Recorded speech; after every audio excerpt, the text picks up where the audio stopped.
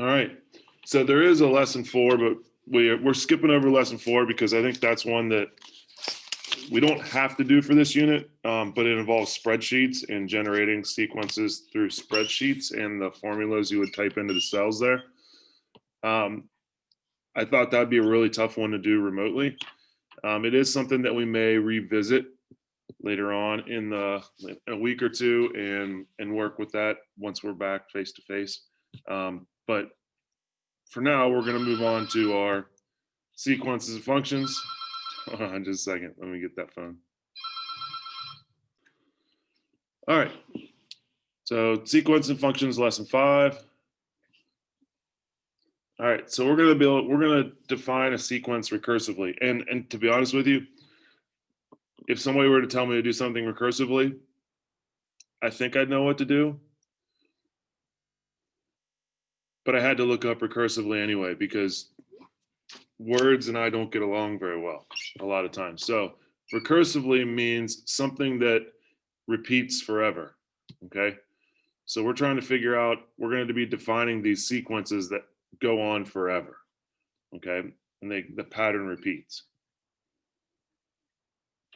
All right. So describe how to produce one step of the pattern from the previous step. So here are our steps here. Now these aren't, we could kind of translate this to numbers, but this is a physical pattern. Okay.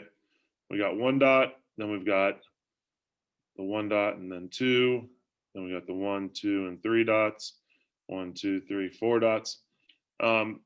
So again, I'm not looking for an equation or anything like that at this point. We're just looking for what's the pattern, okay? What's the pattern? Well, it looks like we're taking the step before and we're adding another row underneath it, okay? Adding another row of dots underneath.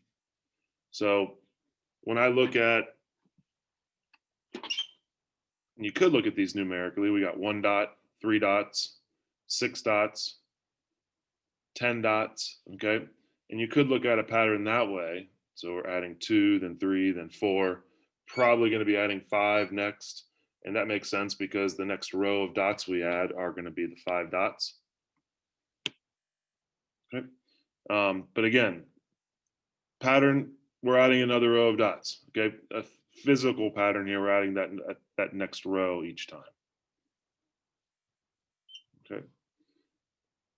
Now here's what we're going to try and do. We've got and I'm sorry, this is a little bit small. I'll try and zoom in on this as we get moving.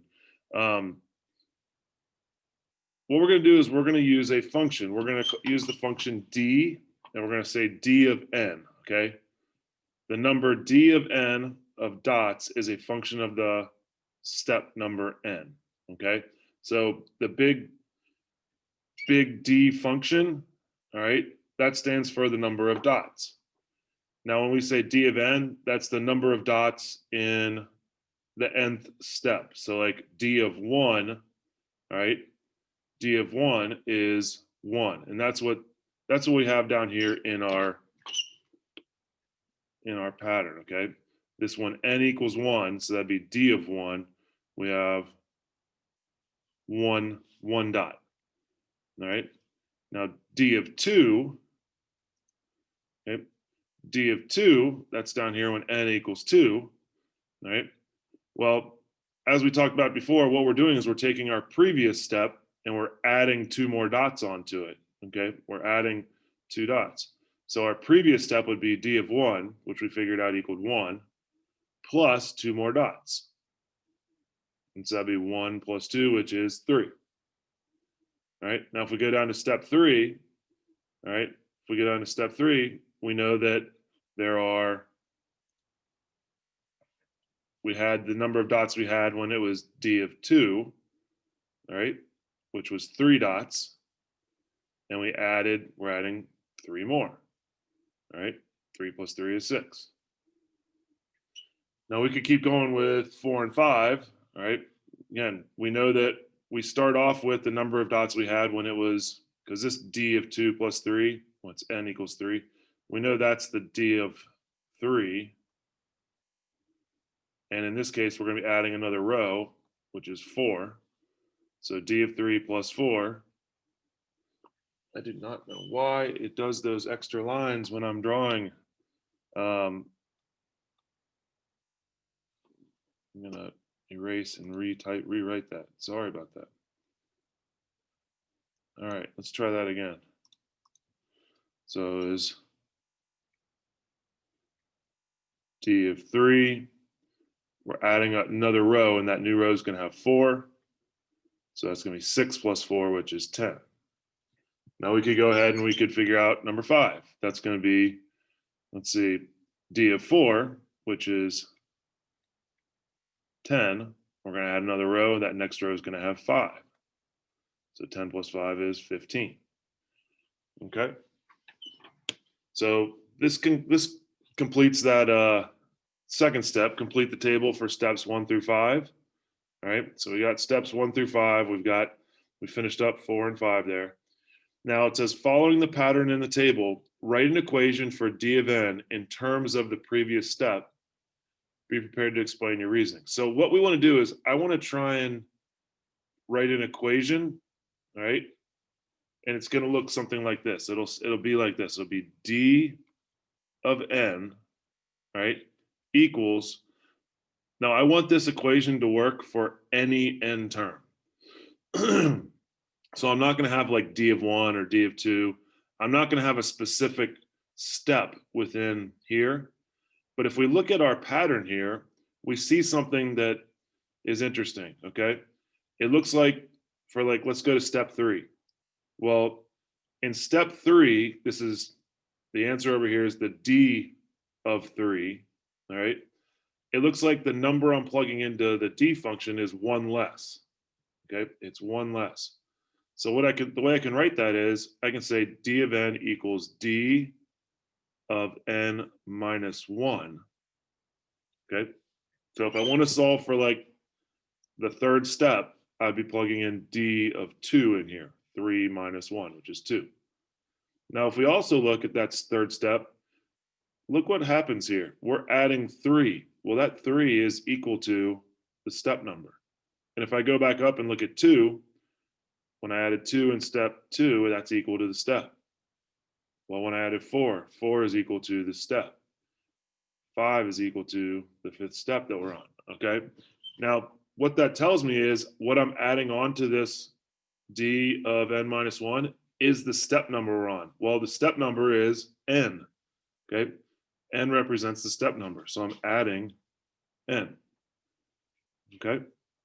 So what this does is this equation right here, D of n equals D of n minus 1 plus n.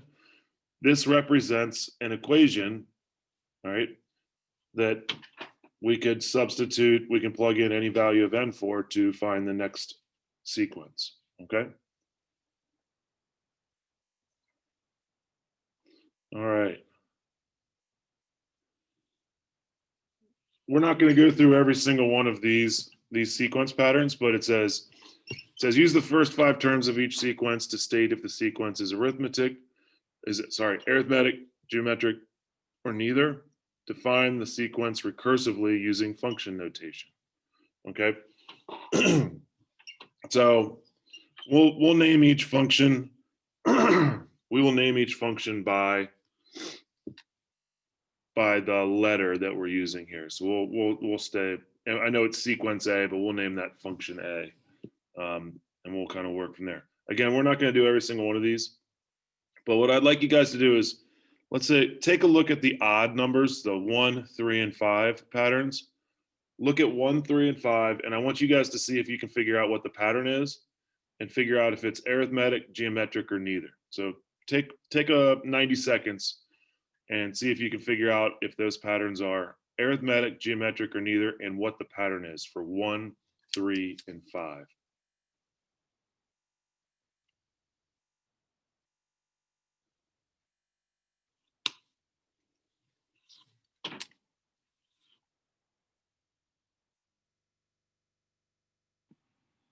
Is everyone on number 4?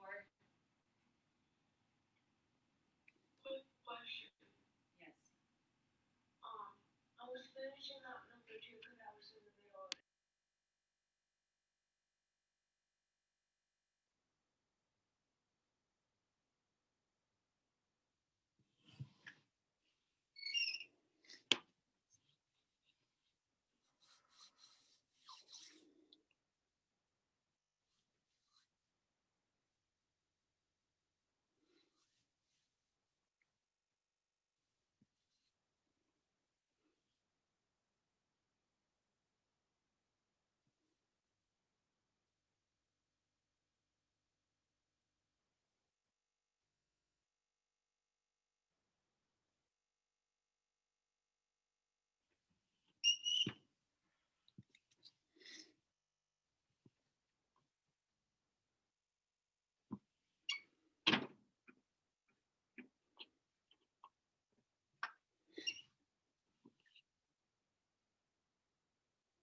All right.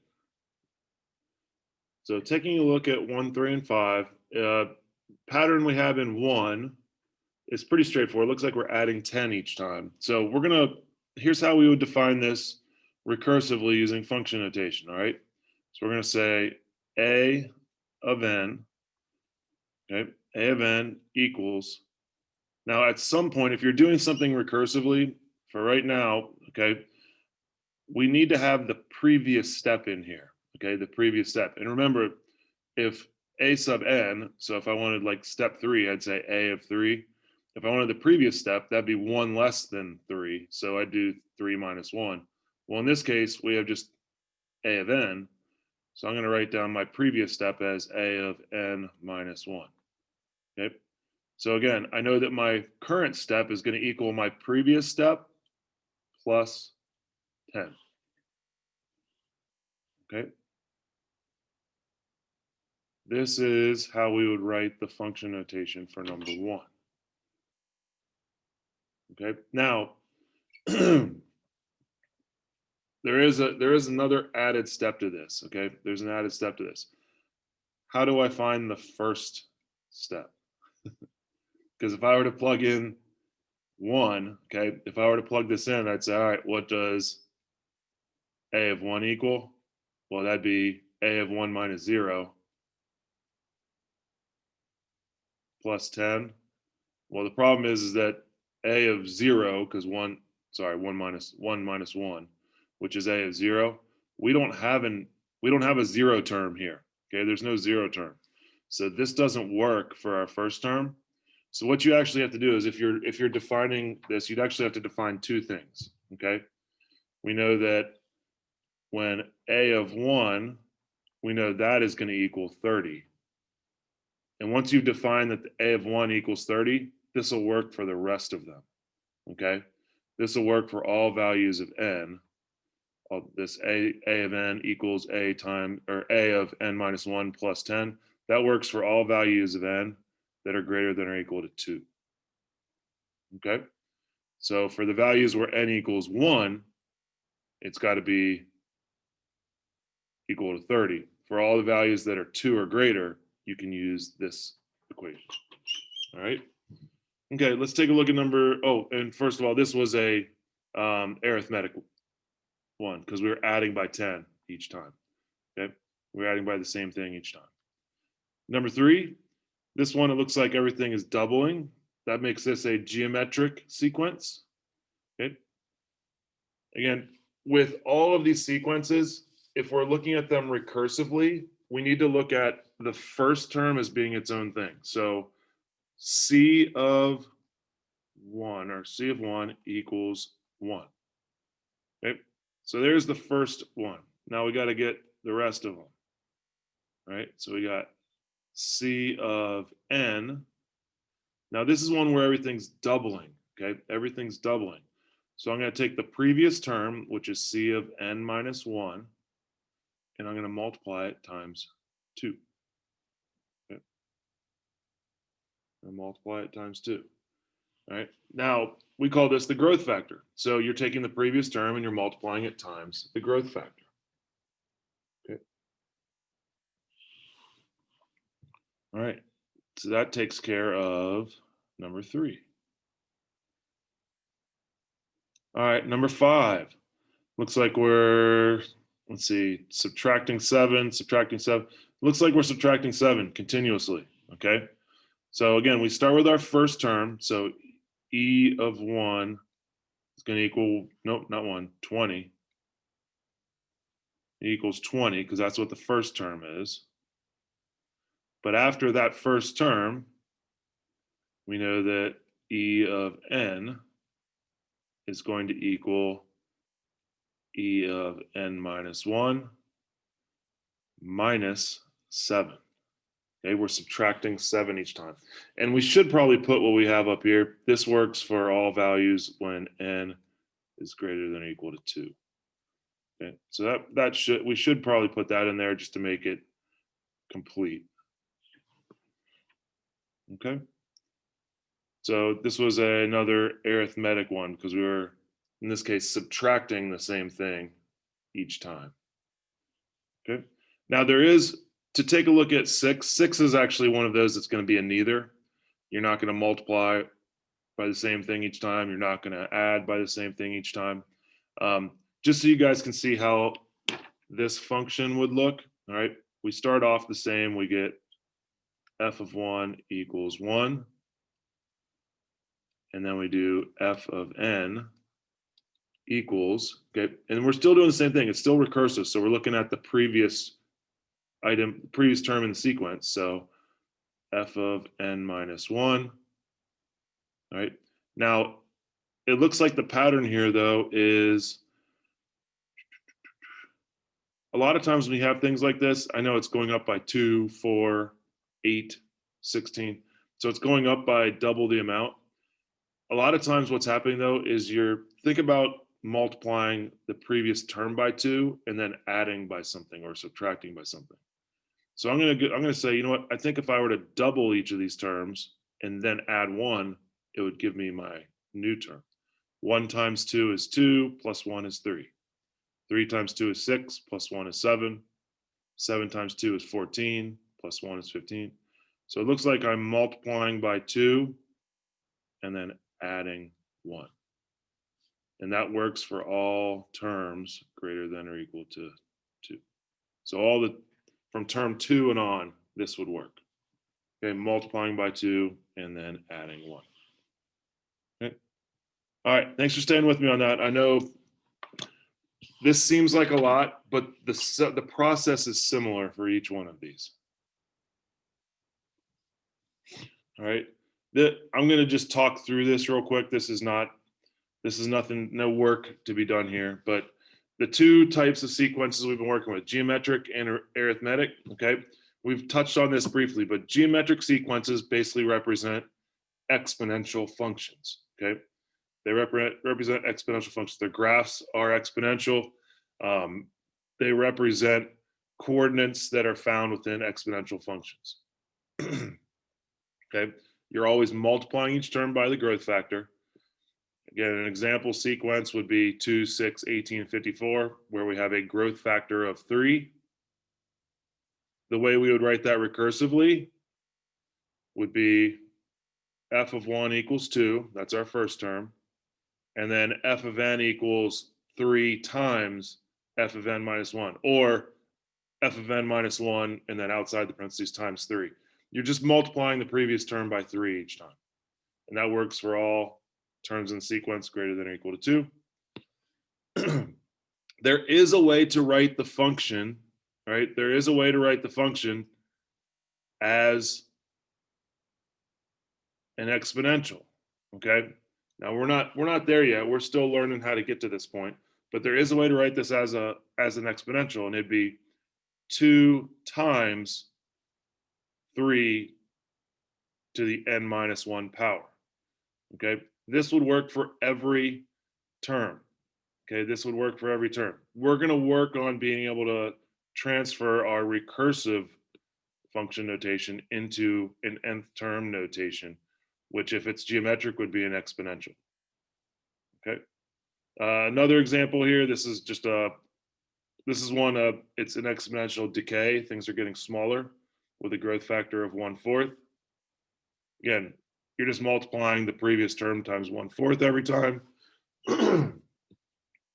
Our nth term in this case would be it'd be 160, because that's what we're starting with. 160 times 1/4 to the n minus 1 power. All right.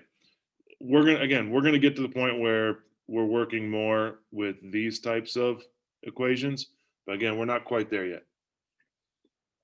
The arithmetic ones, these are the ones where you add to each term the rate of change. So we call it a growth factor within our geometric sequences. They call it a rate of change within the arithmetic sequences, which are linear functions, okay, because they go up at a constant rate.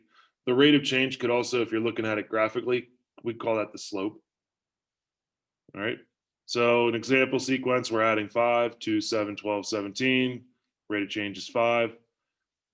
We start with our first term equals 2, and then our terms after that are when we're adding 5 to it. So we could say g of n minus 1 plus 5 outside parentheses, or 5 plus g of n minus 1 for all terms that are second term and on. Okay. Now we could write this linearly, like in a linear equation, where we have, again, g of n equals 2. And the reason why we write that 2 at the beginning, just like over here, we had the first term was 2, the first term of h was 160. Well, the first term in our sequence here is 2. So we start with 2, and then we add 5 times n minus 1. Okay. And this is just it's a linear, this is a linear equation. All right. The second example is very similar, except now we are subtracting 4. Okay. We're subtracting 4. So our rate of change is minus 4. Okay.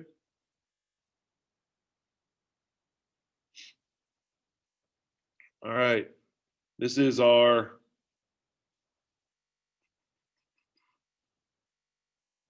I think it's the last thing on here. Yeah. All right. Use the first 5 terms of sequence H to define the sequence recursively using function notation. So we're still doing a recursive function notation. So I'm going to take a look at this and see what are we getting here. Now it doesn't look like I'm adding the same thing because these numbers are getting pretty big. All right, pretty big, pretty fast. So remember, if you want to know if it's geometric, you need to compare and see if you're doing the same multiplication from one term to the next. So I'm going to take my second term, 7.5, over my first term, 2.5.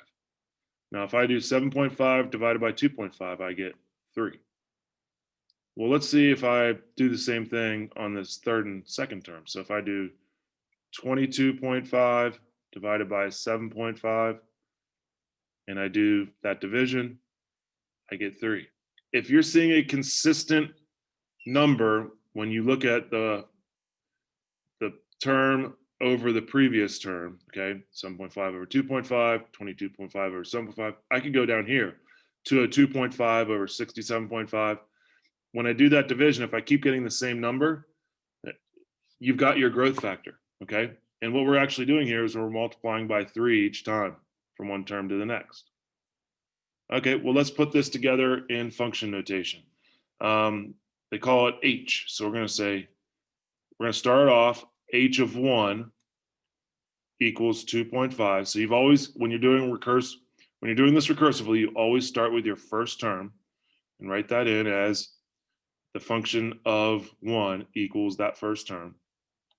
Then we can go to H of n equals, and in this case, we're multiplying each previous term by 3 because that's our growth factor.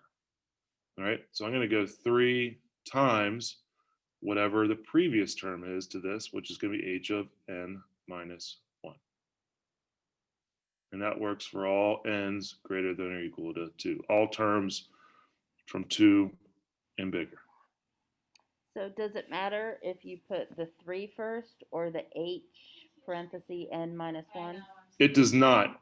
Very good question. It does not matter. I could write this as H of n minus 1 times 3. That would be fine as well. Just make sure that when you're writing your growth factor or your rate of change, that it's separate from the parentheses inside your function.